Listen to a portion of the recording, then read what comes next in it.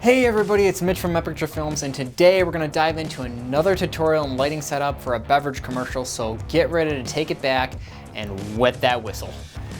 It sounded way better in my head. That sounded way better in my head. I apologize. That was really bad.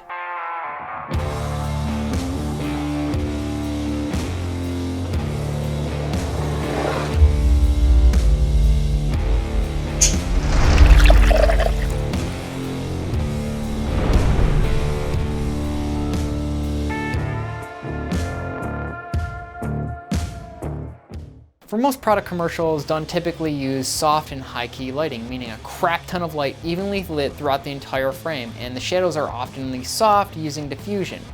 Also, you want to light for the reflections like glass and other shiny surfaces, but don't worry about that, we'll get to that later. Just remind me, don't forget about it. I mean it, don't forget about it.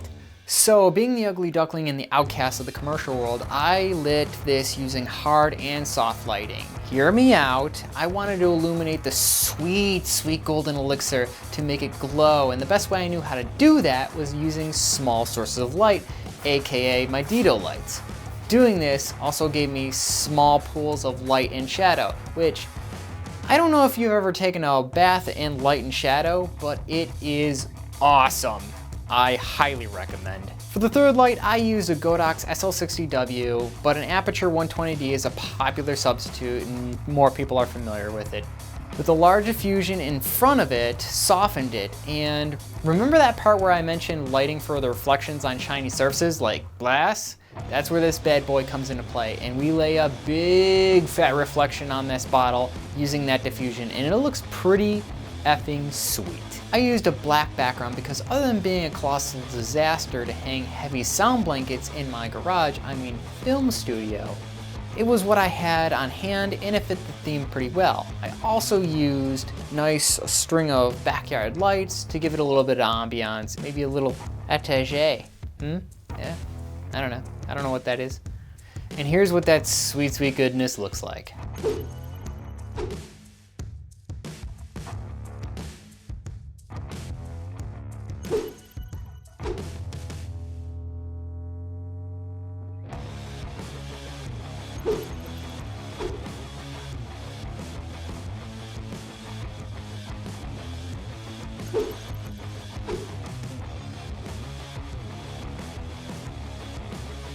During filming, I made sure to get low and tilt the camera up to make the beer look larger and also a little bit more glorious. Using a 50-50 mix part water and vegetable glycerin in the spray bottle, I got beads of water on the glass, and the vegetable glycerin also helps from not evaporating, because the last thing you want to do on a shoot is keep on spraying a water bottle and it keeps on evaporating and it's a mess. You just don't want to do it. Just don't do it. Just get the water, get the vegetable glycerin. And throughout the process, if I did something easily repeatable, I would make sure to get more takes of that, because why not? It gives you more selection in post and it might save your bacon at the end of the day.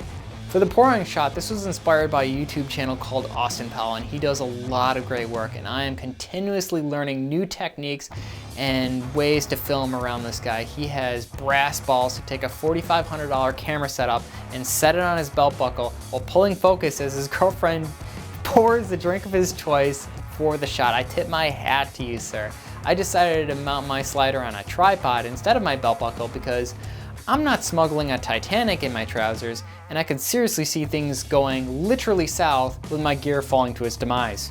For the end credit, I used stock footage from Storyblocks because even though this video isn't sponsored by Storyblocks or Summer Shanty, I'm not afraid to promote products because I'm a nice guy and that's what I do, and that's my story and I'm sticking to it. So if you want to join the not so many subscribers and make a moderately young and somewhat good looking chap make mediocre content for you to watch, then hit that bell icon for future notifications, maybe even a good old fashioned thumbs up, and thank you for watching. Thank you so much. It means the world to me.